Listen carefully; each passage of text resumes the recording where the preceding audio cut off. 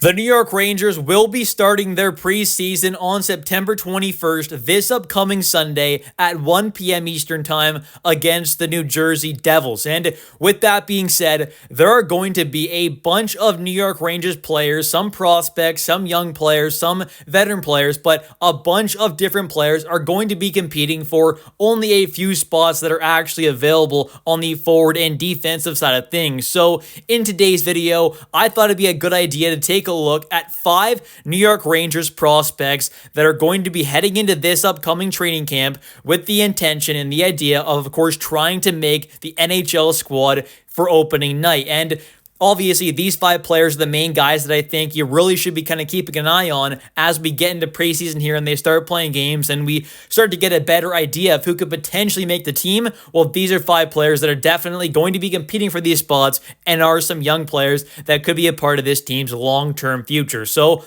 let's just get right into it here, and we'll start off with the first player, who is, of course, Scott Morrow. And this was the player that was picked up in that Keandre Miller sign-and-trade deal where the Rangers sent over Keandre with that contract signed, and the Rangers got back that first and second round pick in 2026, this upcoming draft next summer.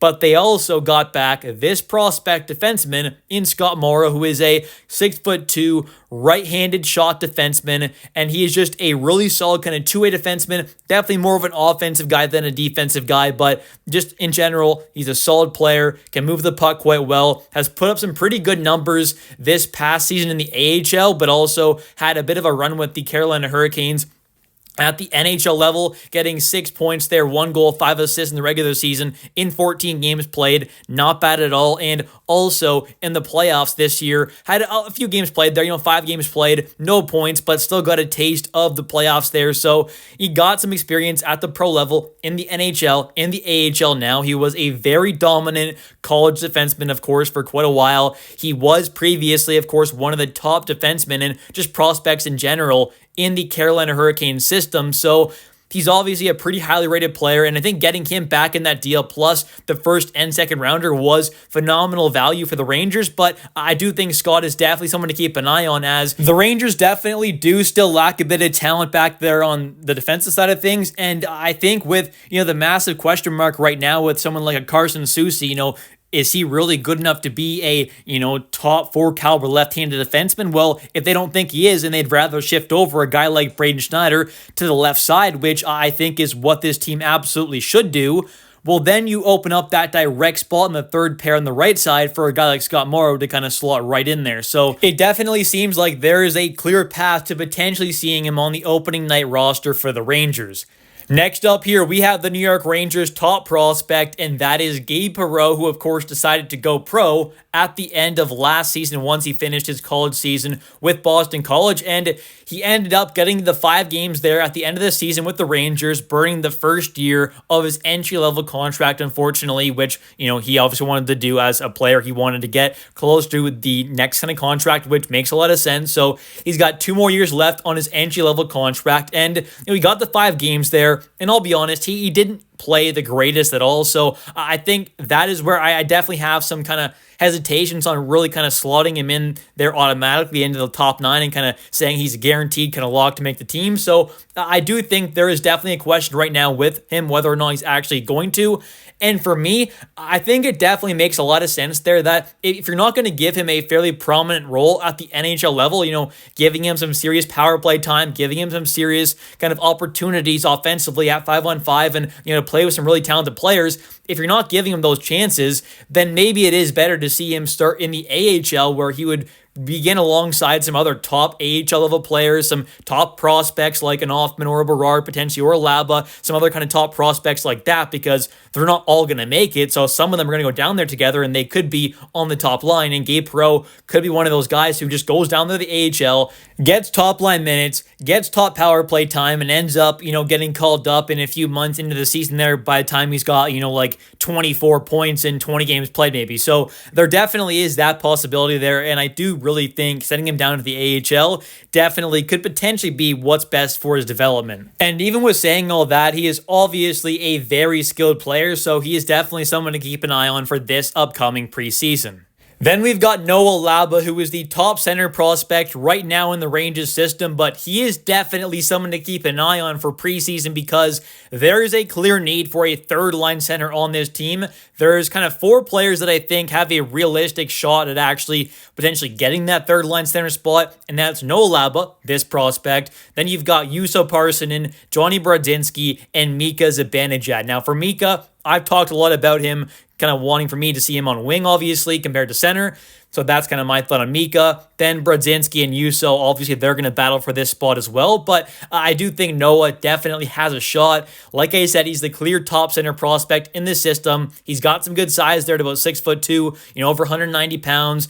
He's pretty big, obviously. He does play a fairly heavy game there, pretty physical, pretty strong out there on the ice. Has a pretty solid skill set offensively, but does have a really solid two-way game, can kill penalties. He's a good face-off taker. Ended up having some pretty good numbers in the AHL last season. After his college season with Colorado College ended, he decided to go pro, and he ended up having in the AHL last season 11 games played, 3 goals, 2 assists, 5 points. Not bad numbers at all for just getting into pro hockey after his college season, where he did finish his last college season with 29 games played, 26 points, 10 goals, 16 assists for 26 points. The previous season had 37 points in 36 games played. So he's been a good player at college for the past kind of 3 seasons now. He's put up some great numbers, but it was time to go pro when he's obviously done a pretty good job so far with 5 points in 11 games played in the AHL. So he's a very talented two-way centerman, and I definitely am hoping he can kind of earn that spot there because I would rather see, a young 22-year-old prospect who,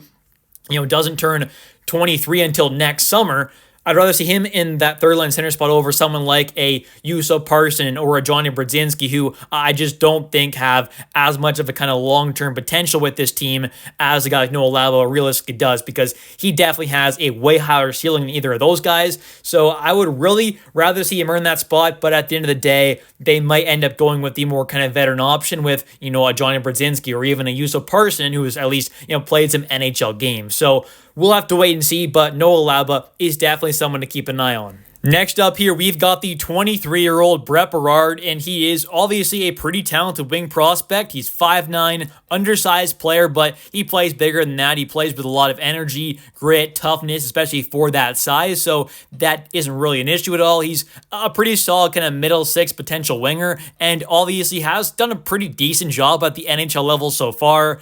This past season had 10 points, 6 goals, 4 assists in 35 games played. Nothing too crazy, but definitely was, solid at moments there. In the AHL, ended up having 30 games played, 9 goals, 14 assists, 23 total points. And the previous season, though, in the AHL, and a full season there in the AHL with the Wolfpack, had 71 games played, 48 points, 25 goals, 23 assists, and in the playoffs there had 6 points in 10 games played. I definitely think he's going to have a serious shot at potentially making the lineup for opening night, but like I said, there's going to be a lot of guys competing for a select few spots that are really available, and especially on the wing side of things there's a lot of competition. There's guys like Perau, Berard here, obviously. You got Offman, you got Taylor Radish, Rempe, Edstrom, Brodzinski, even Parson. He'll be kind of competing for some wing spots as well if he's not going to be, likely given that center spot. So there's just a bunch of other guys I haven't even named that are going to be in the mix for spots as well. So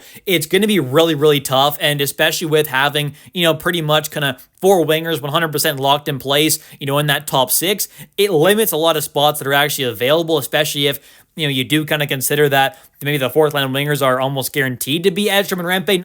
It's kind of likely that they might end up being that fourth line. So if that's the case, it limits spots even more, although they may end up, taking out a guy like Rempe instead of, someone else possibly. But the point being, there are not a ton of spots available for a bunch of wingers that are going to be competing for mainly those bottom kind of 6 wing spots. So it'll be interesting to kind of see how this plays out here with a Berard and also, Offman, who we're talking about now, because he's also in kind of the same boat with Berard, where they're going to be competing for those few realistic kind of spots that are actually available. And guys like Offman and Berard, I don't want to see just kind of thrown in on that fourth line there to kind of play like 10, 11 minutes at most per night, playing alongside, no offense to them, but guys like maybe an Edstrom or a Carrick or Rempe, those aren't quite the level of players that I think Berard and Offman need to be alongside if they're really going to be able to hit that kind of potential that I think they have, which is, potentially being top six or at least middle six caliber wingers. But next up here, let's take a look at Offman, as he did put up some pretty decent numbers this past season in the AHL, but obviously in the NHL did not put up the best numbers offensively, where he had at the NHL level only 2 assists for 2 points in 22 games played, while getting some opportunities in that top six, although wasn't every single night. He did get some opportunities up there. And then in the AHL, though, he ended up having 12 goals, 8 assists, 20 points in 27 games played. And the previous season, though, in the AHL back in 2023-24, had 3 games played at the NHL level, no points there, didn't play a ton, but then in the AHL, did quite good, having 49 points, 21 goals, 28 assists in 67 games played, and in the playoffs, had 5 points in 10 games played with 1 goal and 4 assists. So he's another guy who I definitely am excited to watch throughout this upcoming preseason. He's one of many. There's going to be a lot of prospects, a lot of young players fighting for a few spots that are actually available. Not a lot of them are going to make it. We're going to see more than likely, 2 of Laba, Offman, Perau, or Berard, probably in the AHL, I would guess, at least. So you might not like that, some of you fans out there, and that's absolutely fair. I get that. I wouldn't mind seeing a lot of younger players get some opportunities as well, but I also don't want to see them get kind of tossed down there on the 4th line and kind of left to rot away. Like we almost kind of did with guys like Lafreniere and Kakwa at moments in their kind of first couple years in the league, right? So that's kind of the thing there as well. You got to weigh that out. But at the end of the day, it's up to Mike Sullivan and the coaching staff and Chris Drury what they decide to do with these players. So we'll just have to wait and see. And as always, I will, of course, have everything covered about this team on this channel. So if you are a New York Rangers fan, definitely hit that like and subscribe button for daily New York Rangers content, as I do post every single day a video about the New York Rangers. And also, definitely don't forget to comment down below your thoughts on this upcoming preseason that will be kicking off this upcoming Sunday at 1 p.m. Eastern Time against the Devils. What are your thoughts on this training camp roster as well? If you haven't already checked out my yesterday's video breaking down that roster of the training camp invites and all of those 61 players, definitely check it out. Let me know your thoughts in the comment section down below. I'll catch you in the next one, and let's go Rangers.